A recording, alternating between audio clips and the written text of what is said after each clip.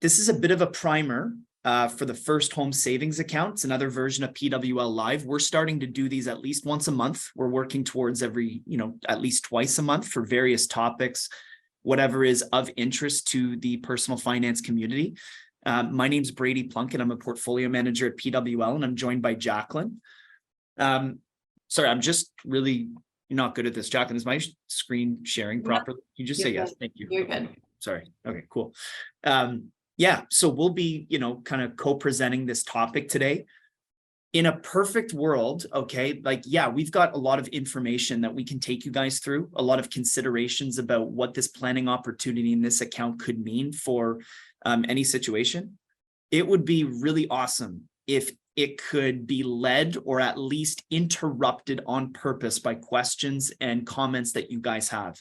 Again, that chat function is awesome, and there's going to be another couple places in here where you can post your questions. That is absolutely what we would love to happen today. We're going to intentionally leave some pauses for everyone to jump in as you feel comfortable. It's a pretty small group, 13 people here so far. So hopefully there's no shyness. Please feel free to just jump on and raise your question. If you're thinking it, I guarantee you someone else has the same question as you. Yeah.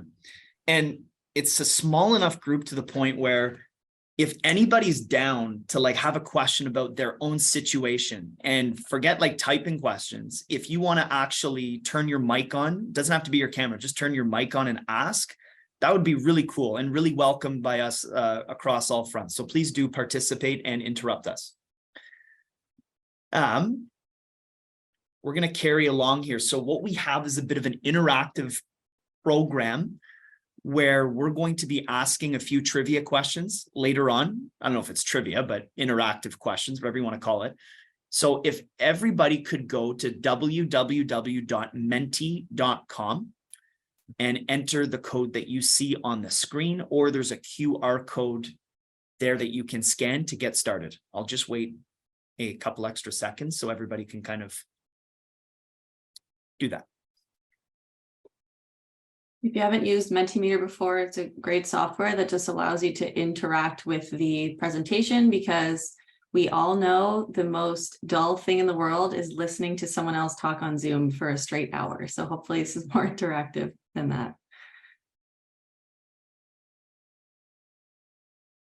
Sweet.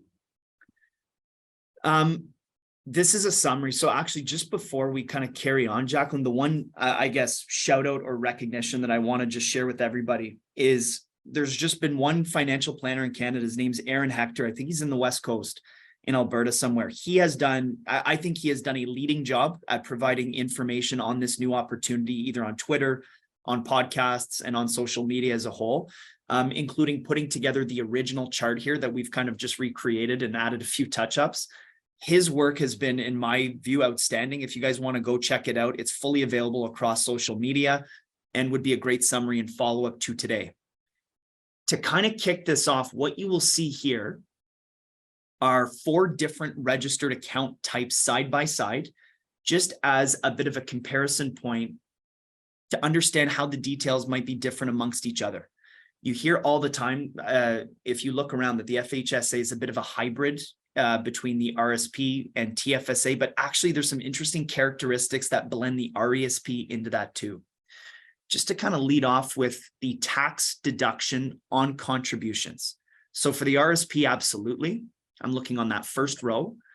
Not applicable, obviously, for the tax-free savings account and the RRSP, but the first home savers account, for those that have the participation room, is what they're calling it, and make contributions into account in your name, it will absolutely qualify for a tax deduction to reduce your income downwards. And I'll let Jaclyn talk about how that might be applied going forward too. It might not just be in 1 year. Yeah, just more on the tax deduction too. So we get a lot of questions about how on the RRSP and the FHSA, it works the same way, how the tax deduction actually works. So in very simple terms, you put $1 into your RRSP and you're at a 30% tax rate, then you get 30 cents back as a tax refund.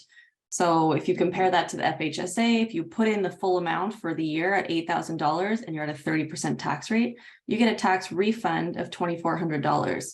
So it kind of helps you like supercharge your down payment by putting money into your FHSA and then getting the tax back that you paid on that earned income when you file.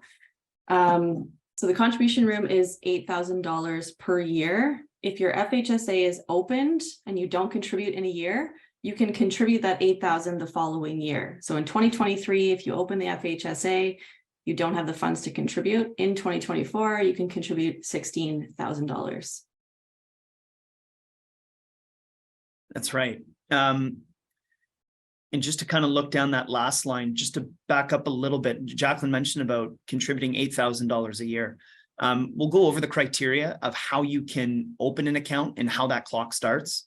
But the clock does need to start because there is an account open, which is unlike any of those other accounts where you might start to accrue contribution room based on other criteria.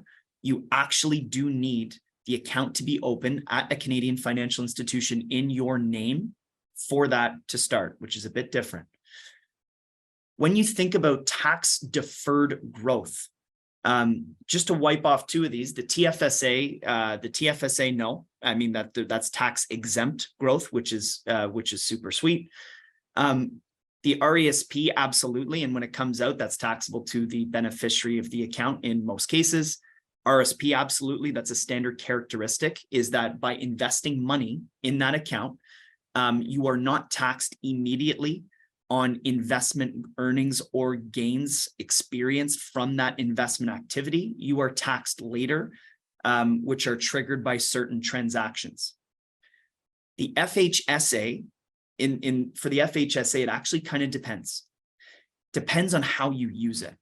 So if you are putting money into the FHSA for the purpose of buying a home someday, in a perfect world, you would qualify for what we would call a qualifying withdrawal to be allocated towards a purchase in the future. Now, if you meet the qualification criteria to take it out, it is actually not taxable to take it out. So it's not tax deferred growth. It would behave in that scenario very much like a TFSA. It would be tax exempt growth. But for whatever reason, if life throws a couple curveballs your way, and a qualifying withdrawal tax-free out of the FHSA is not in the cards, you still have the opportunity to transfer what has accumulated in that account into an RRSP in your name. There's certain timelines at which that has to happen. There's another 15-year clock, which we can talk about in a bit. But in that kind of scenario, it actually would be categorized as tax deferred growth, as it's now within the RRSP environment. The other solution is you might need the money and you might not have a home to buy based on whatever happens in your life. You can access your money. You can take it out, but it would be fully taxable in a year in which you do not qualify for a withdrawal. So that's, I guess, a few footnotes under the "it depends" line there for the FHSA. Michael Melville asked a question in the chat. What does the beneficiary or successor holder option mean? So great question. Beneficiary is when you pass away, you can name a beneficiary on these registered accounts. So on the RSP, for example, if you name a beneficiary, the market value of your RSP goes to the beneficiary and your estate pays the tax on the full market value of your RSP. So on your estate's tax return, it's as if you withdrew the entire RSP on the day of your death, and then your last tax return will see the tax bill for that, and the beneficiary gets the funds. On the FHSA, same thing. You can name a beneficiary or a successor holder. However, the funds will go to the beneficiary and are also taxable to the beneficiary. So that's interesting because then the tax rate of the beneficiary comes into play upon receiving the funds. Good question, Michael. Great question. Where are we at here, JC? The tax-free growth? Tax-free growth, yep. Contribution carry forward, we kind of touched on already. The Okay. lifetime contribution limit for the FHSA is $40,000. So you could max it out if you contribute the max each year only, and in 5 years. Got another question in the chat. I don't know if you can see these, Brady. Can you transfer money that has been saved in an RSP up until now into the FHSA without having to pay back the RSP? Will that count towards the annual contribution amount in the FHSA? If so. So that was directly to us from Diane. So it's not visible to everybody. That's a great question about transfers. So when we think about transferring money amongst the RSP and FHSA accounts, just as a one-liner, they are eligible in any direction. What Diane has asked about is, can money move from the RSP into the FHSA? So that's just one direction. If that does happen, so number one, yes, that can happen. If it does, you need to be mindful of the fact of it will erode any participation room that you have under the FHSA. So you need to have that room available for the sum of money that you're thinking about moving there. The other unfortunate part, as I understand it, is by doing that, a direct transfer from the RSP and into the FHSA, you will not be able to use that money to be qualified as a tax deduction. In the direct transfer example from an RSP into an FHSA. Those are two pretty key characteristics, but the answer is yes, you can do it in theory. Great question. And that intuitively makes sense, right? Because you already got the tax deduction on the RSP contribution, so you would not get another second tax deduction on the same dollars for the FHSA contribution if it comes from the RSP. The nice thing about being able to do this, RSP to FHSA, the difference between the RSP has the home buyers plan withdrawal that can go towards a down payment, and the FHSA has another withdrawal that does not have repayment requirements. So if you want to get away from the repayment requirements of the home buyers plan that is attached to the RSP, then it could be a nice way to withdraw funds from your savings and not having, to put them back in the RSP. At the same time, if you don't replenish your RSP, you've kind of lost that contribution room. Because you first used contribution room to the RSP, you then withdrew it to go towards your home through the FHSA. So you can't put it back into your RSP that way. So there's trade-offs to both. We touch upon the contribution carry forward line just for a moment. We're still learning so much about this plan. Like every day, like I was just saying to Jaclyn before we started this, there's a new fact that I seem to learn every day. One of the ones that's come to light recently is you will see on this chart in the FHSA column that you can carry forward contribution room indefinitely for this plan as long as it's open and you're eligible and you've got that in place. In order to make backup or catch-up contributions for the FHSA, it does not look backwards across the lifetime of how long you've been accruing room for. And if this explanation doesn't make sense, please ask again. I'm still trying to refine how this is best explained. You can look 1 year backwards in making catch-up contributions. So in an example, let's say you've got this account open for 10 years and it's just empty for 10 years. You will have accrued $40,000 worth of available lifetime room in the first 5 years of when it was opened. If you make it to year 11, absolutely, you can proceed with a $16,000 contribution in that first year to account for 2 of the years. But in the next year, you can only contribute $8,000 because you had in the year 11 done a catch-up contribution, but you cannot do catch-up contributions consecutively across the plan, is my understanding, which gets a little bit complicated, and it is different from the RESP where you can do that. But that's, I guess, an important detail to keep in mind. Yeah, so the advice was, if you think you might be buying a house in the next handful of years, then open the FHSA soonest, because you can always catch up on the room later. But as we've done more research on this, it turns out that you can only catch up like 1 year back.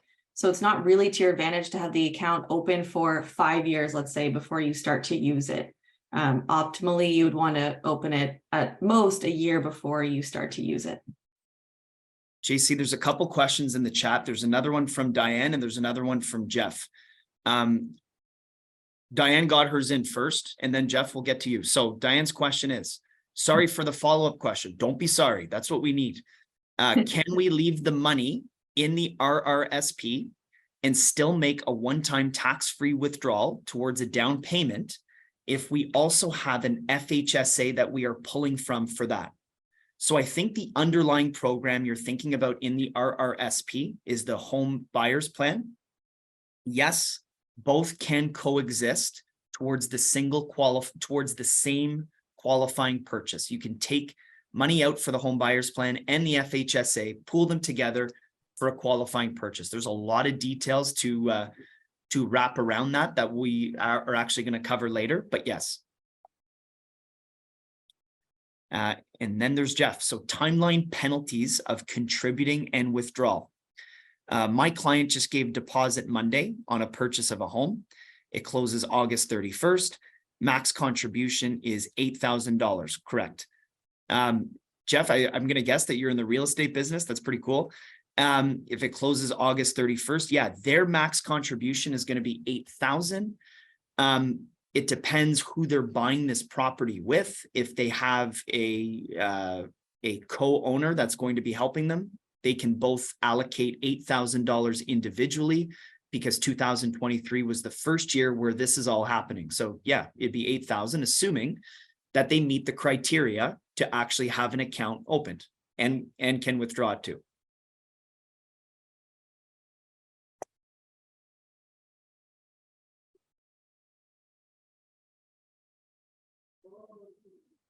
The last thing on this image that I think is worth touching on is the successor holder. So we talked about the beneficiary designation on an FHSA.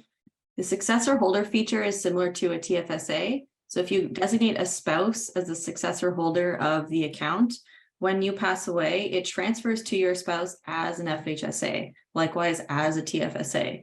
So it just kind of rolls over into the spouse's name. So they'd have an FHSA in their name now that was the funds coming from you. Cool. Jeff asked a follow-up. So absolutely. So he asked, are there timeline penalties that you're aware of? So there's actually, which is different from the home buyers plan, there is no minimum as of today holding period in which the money needs to stay inside the First Home Savers account for before you can actually take it out and apply it towards a qualifying purchase. So yeah, it can be in there. That money can be in there for a single day. And if you meet the criteria to withdraw that money for a purchase, there are no penalties to do that, which is different from the home buyers plan. I really hope that's what you're asking about. If not, you can send another note in the chat. Are we good with this chart, JC, or should we, actually, there's another question if you want to take Sharon. I'm 68, so can only contribute for 3 years, but I want to use a tax savings, then transfer it into a RIP. Can I do that? Also, I'm watching for my grandkids. Thanks. Thanks for your question, Sharon. Yes, you can absolutely use the FHSA just for the tax deduction and then transfer the funds to your RRSP or RIF if you're over 71. Watching for your grandkids, we can talk about this a little bit more later, but if you're someone who's willing to help your grandkids fund their down payment, it's really useful for them to open the FHSA. You can gift them the money to contribute. You are basically gifting them a tax deduction. When they go to actually withdraw and buy the home, you can, if it's a loan, they can repay you at that time. They still walk away with the tax deduction, or they can also keep the funds. It's totally up to you. Sharon, your grandkids didn't want to come. They had better things to do tonight. I think there's another side question that came in here. This one's from Marcello. Marcello, I love your question. It's in the Q&A. Are there restrictions on withdrawals? So for example, if we build a home and the completion of the build is 2024, can we contribute in both 23 and 24? Absolutely, you can. You can contribute in 2023 and 2024 towards the FHSA. We're actually going to get into some specifics on when and how that account can get closed or when it should be closed, assuming it's a qualified withdrawal. But even if it's a new build and it's 2024, yep, you're eligible for this year and for next year to use this account. Okay. Jeff Smith says husband and wife each have $8,000. They draw it out 1 month later, so they contribute their $8,000 each to their FHSAs. They draw it out 1 month later, and they still get the tax deduction for the current year. Just want to be clear. Yes, you're absolutely correct. That is doable. Cool. And the grandkids are working for Sharon. They're on the West Coast. That's good. That's what grandkids should be doing. Let's move on here, Jaclyn, if that's okay with you. Let's do it. I think the chat function is actually been doing, has been pretty active and great so far. This is actually like a separate chat function slide because we weren't sure how active people were going to be in the chat function. If you have logged on to Menti, which is going to be important because there's going to be some stuff that we're going to go through, feel free to type in questions that you have on the screen that everybody else can see, that we can answer again. That's what this is about. Yeah, so if you joined late, you can just go to menti.com. The code is at the top, enter the code, and then you can participate live with the questions on the screen.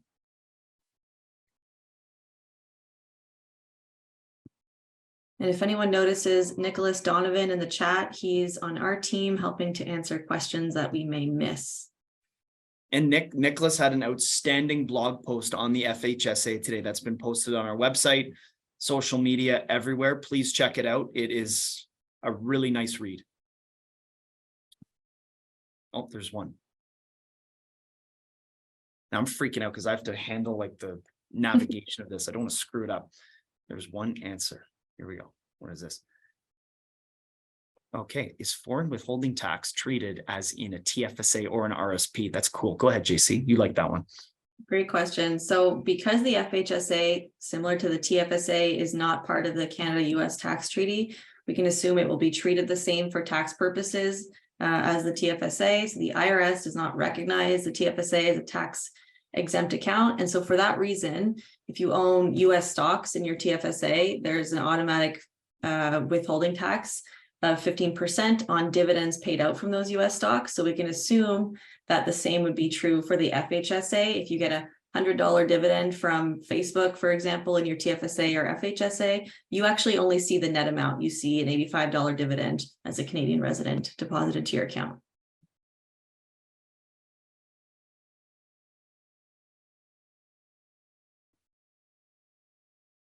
So that was one question. Here we go. Diane put one in the chat. The tough part about this screen is you don't know who's typing and who's not and how long to, wait for. Diane Mitchell's question, I'm going to restate it because it was just to us. So just to clarify, two people who are married or common law can have two separate FHSAs and both pull from their respective accounts to contribute to the same down payment. Diane, absolutely. I'm going to take it a step further and say those two people who are married or common law can also have two separate RSPs and each participate in the home buyer's plan and the FHSA towards a single purchase if the funds are available based on their situation. Absolutely, that can happen.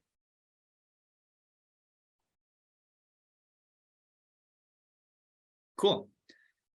I'm going to work on the assumption here on the screen that people are done typing. That's totally okay. Yeah, sorry, Brady, just to Yeah, add in dollar terms, what that could mean for a couple is, okay, I just realized the sun is really on my face here, sorry.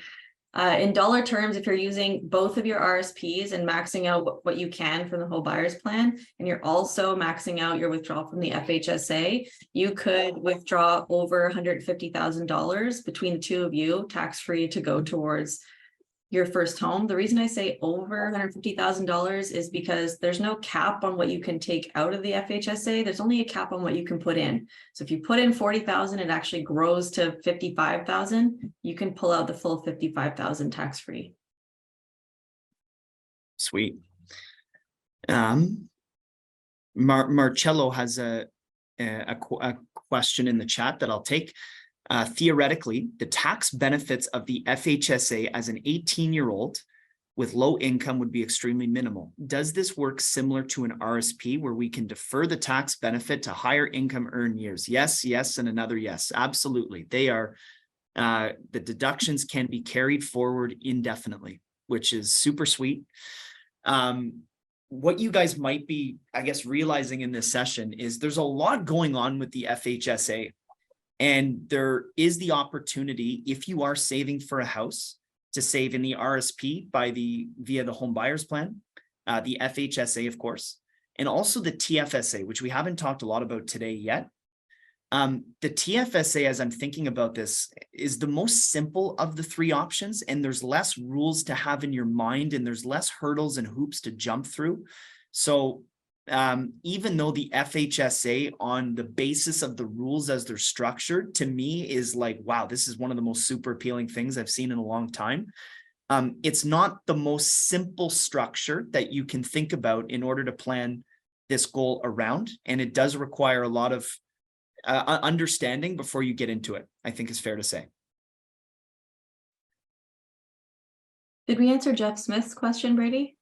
No, go ahead, GC. Okay. So if two people live separately, however, they will be jointly owning the same home and then become common law, the $8,000 each in the FHSA can be used, correct? Yes. And in fact, it doesn't even matter if you are common law living together or not. The FHSA is really an individual account. So if you're both first-time home buyers, you can both use the deduction. I'll take Michael Melville here underneath. How long has the government guaranteed that the FHSA will be around?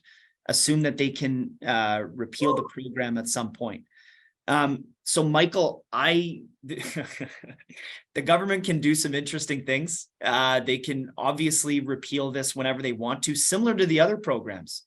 It would be unlikely that they would repeal it right after putting all this work in and introducing it. As far as repealing it, yeah, I don't see that soon. They obviously can in the future, but what they could actually do is they could modify the rules of how the account works. That might be more likely in light of, kicking it off for a bit after maybe having a bit of a launch period. There might be a budget one year that changes the rules and how they work. We saw that this year with an RRSP rule, and that to me seems more likely than actually just taking it off the board, especially just introducing it this year. Yeah. Although meant for home buyers, this is a question from Stanley. Although meant for home buyers, can the FHSA be treated as a second RRSP since transfers can happen between both? Yeah, totally. So let's say you're a lifetime renter and you're happy doing that, and that's the case for many Canadians. You can use the FHSA, get the tax deductions. You're basically increasing your tax deductible room.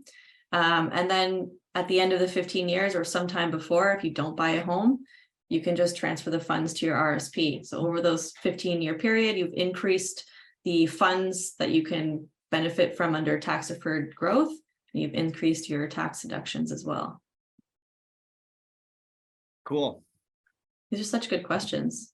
I know, these are fun. I like the flow. What you're seeing on the screen are things that we had actually prepared in advance in case there wasn't this much participation in the chat. I really hope that the participation continues because this is a lot of fun.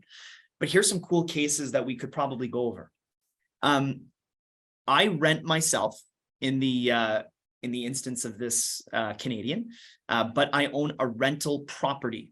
Do I qualify to, I'm going to add to that, do I qualify to open an account? So the answer is yes. If you are a renter, but a real estate investment property is part of your strategy for in some variation or another, you do qualify to open and use this. Now, one of the really important criteria to open an account is to look in either the calendar year in which you're currently in, plus each of the 4 calendar year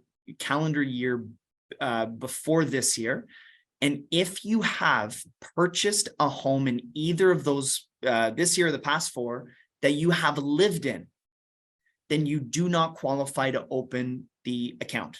There is an occupancy part of the definition, as I understand it, that is prohibitive to actually get an account open. But if you purchased a property in the last 4 years where you're not living in it and it's just a rental and there's a tenant, then yeah, you would have the green light. In addition to that, you need to be at least of age in the province that you live in. So previously, I had always had in my mind that you had to be at least 18 to get this opened. I checked today and the legislation spells out to me that you need to be the age of majority in the province in which you're living in order to get an account set up, which is not the age of 18 in every province. So for example, I think BC is 19. So that's another one. And then you cannot be older than age 71. Yeah. And the last 4-year point, so I'm super visual. So if you bought a house in 2023 this year and you're renting it out, you also in 2022, 2021, 2020, and 2019 did not live in a home that you owned, then you qualify as a first-time home buyer. If in any of those current year and the past 4 years, you actually lived in a home that you owned, you would not be qualified as a first-time home buyer.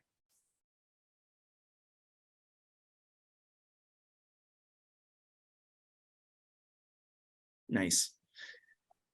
Would it ever make sense to transfer funds from my RSP into the FHSA? I think we answered that. Did Diane ask that? Mm-hmm.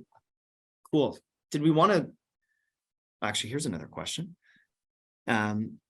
Sharon to us, I'm not investor savvy, so my financial planner can set me up, correct? Absolutely, they can. Absolutely, Sharon. I would just ask your advisor or your planner whether or not the account is available at your institution to be set up yet. Although it's available for the financial institutions to roll out, we're in an industry where there's a lot of regulation and compliance and a lot of fact checking and back checking before these institutions are comfortable rolling out these solutions. It is not on a majority basis, it's not available in most institutions yet, but all of them have said that it's on track to come this year, which is important because you have to have the account open in order to start actually accruing contribution room. Yeah, so right now I think Questrade, TD, and maybe RBC and National Bank on the direct investing side, I'll have access to the FHSA, and by year end, you can expect most institutions will be offering it. Jeff Smith with another fabulous question. Build up $50,000 in FHSA over a few years, and then you don't choose to buy a home. I can transfer it to my RSP, but this now takes up RSP room, however, not another tax deduction, correct? No, actually. So if you're going the other way from RSP to FHSA, you are using FHSA contribution room to do so. However, if you go the opposite way from FHSA to RSP, you're not using up RSP contribution room. So you don't get additional tax deduction and you aren't using RSP room.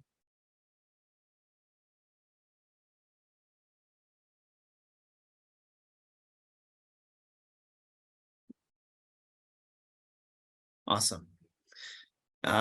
When possible to contribute into both the FHSA or the TFSA, which is optimal. I think we touched on this a little bit.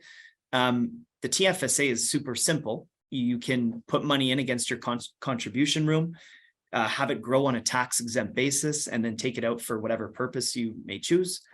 The FHSA, I would keep an eye on it, especially if you are starting to earn a decent amount of income that can be offset, or you have the expectations that in the future, you will earn certain levels of income that are worth deducting, because the FHSA does come with that deduction. If the plan is to buy a home, it also comes with the flexibility to take it out tax-free if it's a qualifying withdrawal, which kind of gives it the benefits of both. Marcelo asks, what home purchase items qualify? I heard it's not just the down payment, but also lawyer fees, etc. So you can think of it as your closing costs on your first home. So that will often include lawyer fees, but it also is the down payment on your home combined with that. So the withdrawal can go towards the fees that you owe on closing day. Jaclyn, question for you. Is there do you need to demonstrate any evidence for where the money goes when participating in these programs? I don't think you do for the home buyers plan. Like you have to, give an accounting or a breakdown of, where the withdrawal's going. Is that a thing? You do have to have a written agreement to purchase the home when you withdraw from the home Right. buyer plan and the FHSA. Okay, cool. Yeah, so you can't withdraw on speculation that you'll close on a house. You have to actually have purchased the house.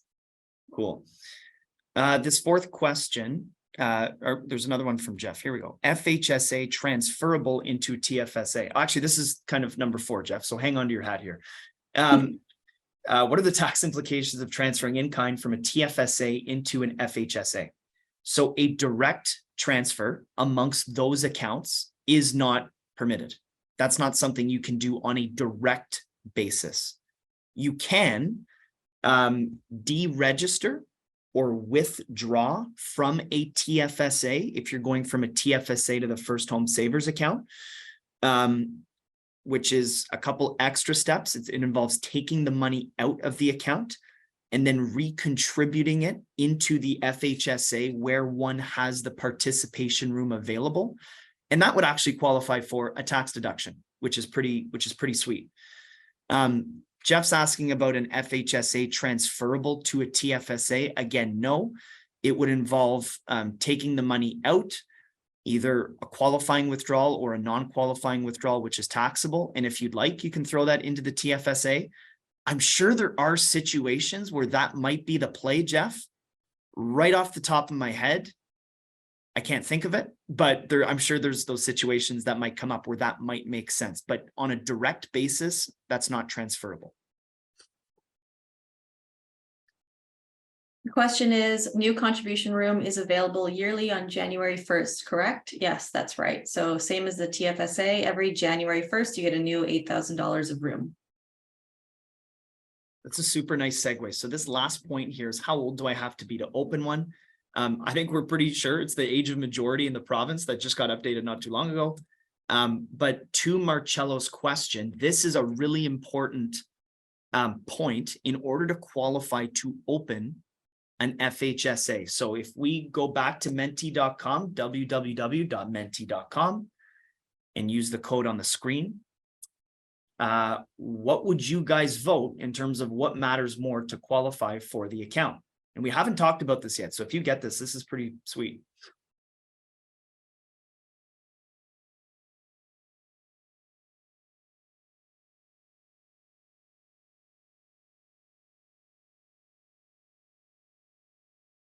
I wonder if there's serious groupthink here. Like if people see the see the votes and it'll sway them.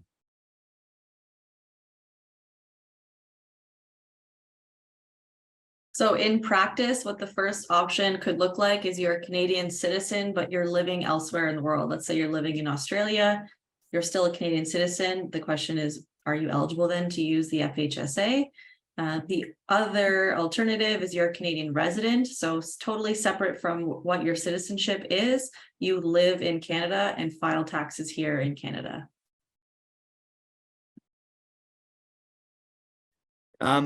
I'm going to take Michael Melville's question. Could a Canadian citizen buy foreign property with their FHSA money? The short answer is yes, because Michael, you can get your money anytime. Would a foreign property be allowable as a qualifying withdrawal? The answer is no. So you wouldn't be able to take it out tax-free, but you would be able to deregister, have that money as whatever you're looking to withdraw is taxable to you in a given year, and then go purchase the foreign property after that.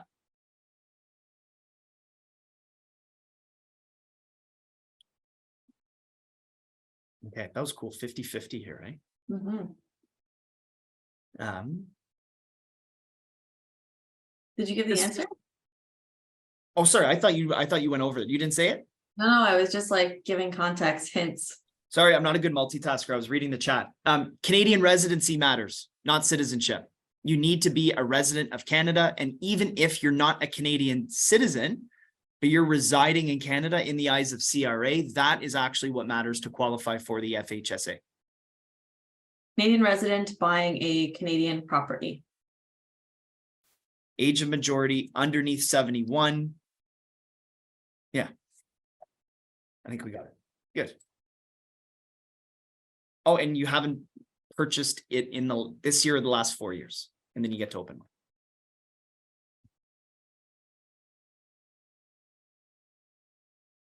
Okay, what is the maximum amount of room? Everybody was paying attention. This is fun. Again, in case you haven't voted yet, I just gave it away. There we go. Let's move on. Hang on, Brady. Jeff Smith has another awesome question. So yes, Jeff, it's 100% taxable if you're withdrawing as a non-qualifying withdrawal. So it's not going towards your first home. Another qualifying withdrawal type is if you've accidentally over contributed to your FHSA, you can take out the excess amount without it counting as taxable income. What advantage would someone have to transfer their FHSA into an RRSP? The advantage is the additional tax deduction, right? And the additional tax deferred growth in the meantime. So you can use the FHSA, get the tax deduction every time you put money in, and then ultimately transfer it over to your RRSP. So you've increased the value of your RRSP, increased the value of your assets that are growing tax deferred, and you've increased your tax deductions along the way. Okay. As we look on the screen here, I'm just going to preface this to the group. Okay. This is a bit of a trick question. So if you roll your eyes on what I'm about to share with you, that's totally okay. I probably deserve it.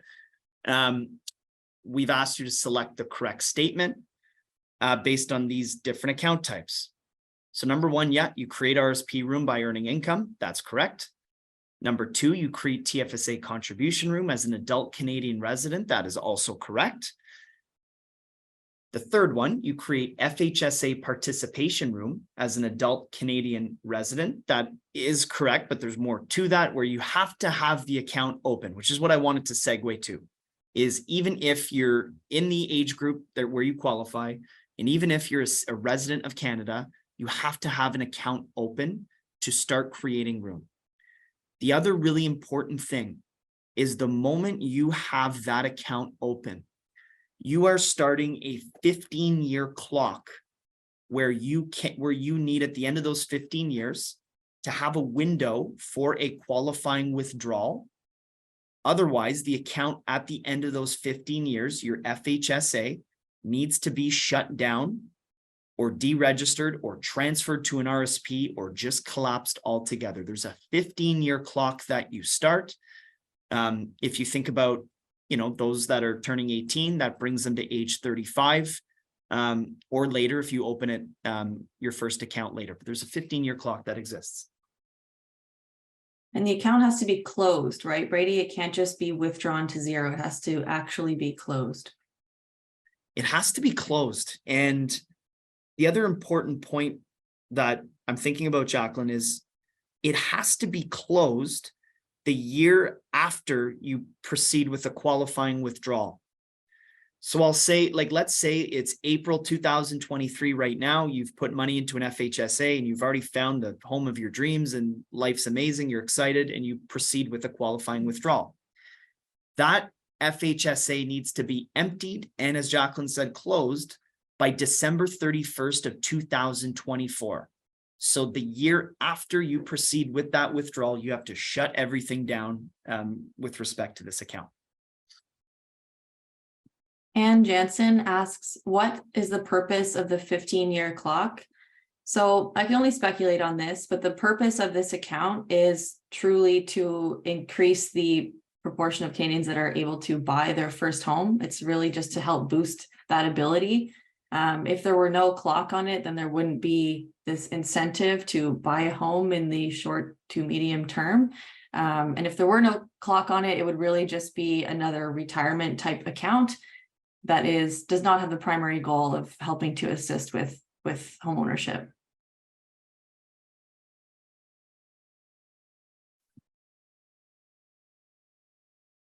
There's no correct answer for what you're seeing on the screen, because in structuring regular RSP contributions for those that make them, typically what we see and what options you have, the two standard ones, are to do it on a calendar year basis. So to make equalized installments from January to December, or you can run according to a tax year cycle by including the first 60 days in your strategy. So you start in March and then you work your way up to the end of February of next year, because the first 60 days can pull back to the previous calendar year to deduct contributions against your income.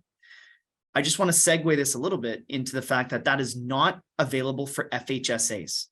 So if you are looking for a specific tax deduction as a result of FHSA contributions, those need to be in by the end of December. Think of that as an end of year tax planning calendar item. You are not granted the opportunity to do that with the first 60 days of the following year.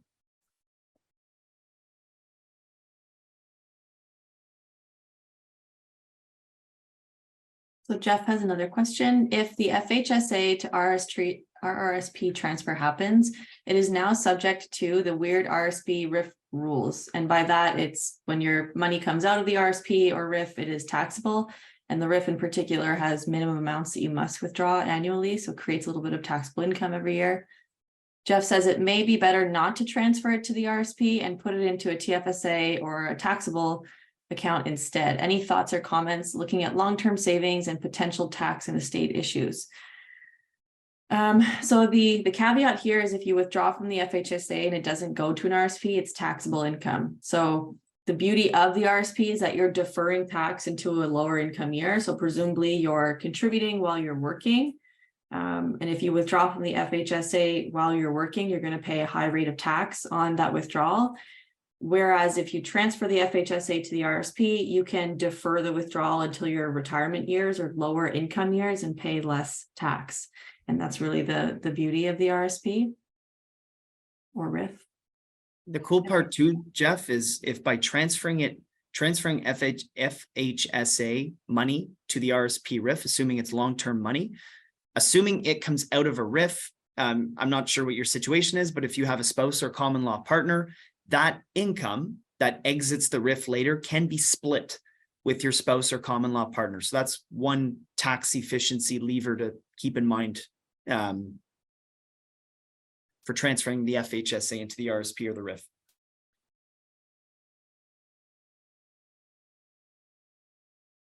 Okay, good. I'm happy we're here.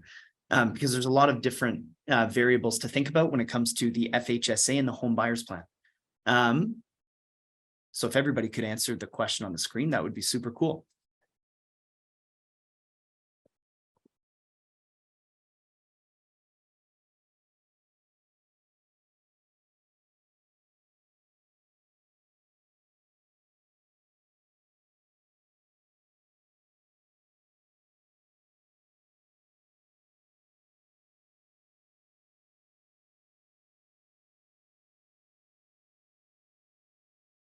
So this, in my view, is one of the downsides of the home buyers plan, is that there is a minimum amount of time your money has to be in the account in order for you to withdraw it tax-free towards your home purchase. And unfortunately, I've actually seen this go awry in practice. So someone will contribute to their RSP fully intending to use those funds for their down payment and not having other funds for the down payment.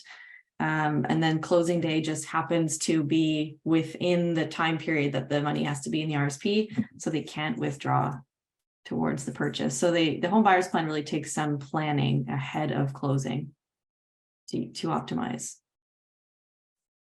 Big time. So it is 90 days.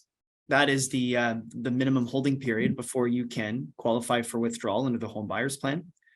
There is no holding period as of today for the FHSA. So you can put the money in and then you can take it out, assuming that you meet the criteria to open one, contribute towards it, and then withdraw money, which is super cool. There is no repayment requirement for the FHSA as there is with the home buyers plan. The home buyers plan is a program within an RSP account. This is an actual account that we're talking about. there is no requirement to put money back into that FHSA. Actually, you have to close the whole account the year after you take money out. So that's not on the table either. When thinking about the FHSA opportunity, which is super sweet. It is really cool. So you could have closing coming up in a week and find your $8,000, put it into the FHSA, withdraw it 2 days later to go towards your down payment. Super flexible. Marcello's got an interesting one. If funds are in a GIC, this is just us, so I'm going to read the question. If funds are in a GIC in an RRSP up to close to possession, would that be eligible for the 90-day hold? Or do the funds need to be completely liquid? So the money, not the investment, but the original money needed to have been there for 90 days prior to having that money exit the account in terms of any qualifying withdrawal. I don't think I'm going to get into in-kind deregistrations in this question. Marcello, did I answer your question? Was that what you were getting at? The original money needs to be there for 90 days. Yeah, whether it's in a GIC or in a portfolio of stocks doesn't matter, as long as the money that was contributed is in the account for the 90 days. Does not matter if they're liquid or not, as long as when you can withdraw within time for closing and after 90 days. Mm-hmm. But the lawyer's office is going to hopefully want that to be liquid. So you just want to time the maturity date of the instrument with the closing date for sure. That's really important.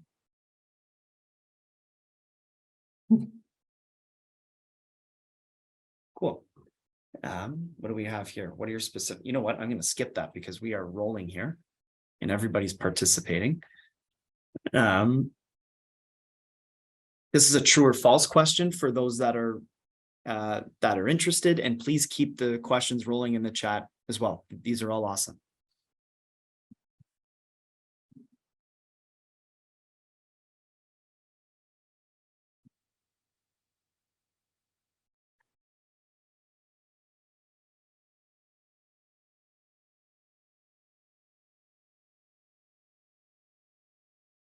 Cool.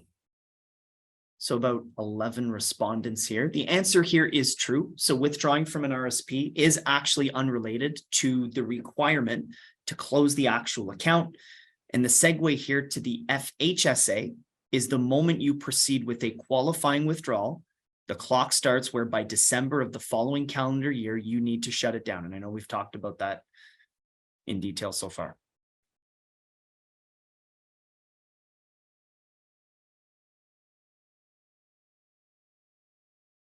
And we've covered this too, I'm pretty sure. Mm-hmm.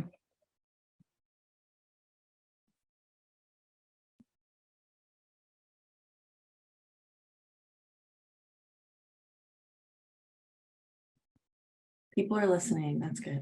Yeah, you guys are awesome.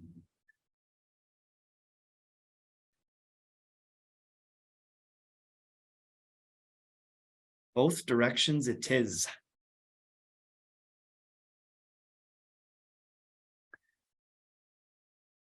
I'm just keeping my eye on the clock right here. We've got 7:56.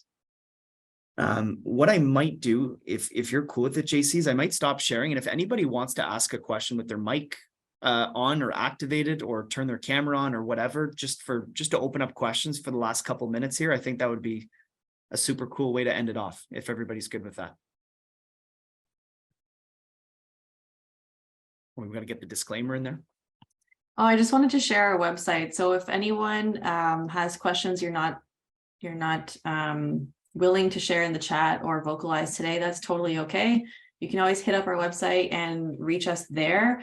Brady and I are also both on Twitter, LinkedIn. We're super available. Just look us up, and we're happy to chat more with you about this stuff or any other financial planning questions you might have. Thanks, everyone. Yeah. Thanks for coming, you guys. Have a great evening. And like Jaclyn mentioned, we're gonna keep rolling these out. So watch for them as they're posted as far and wide as we can.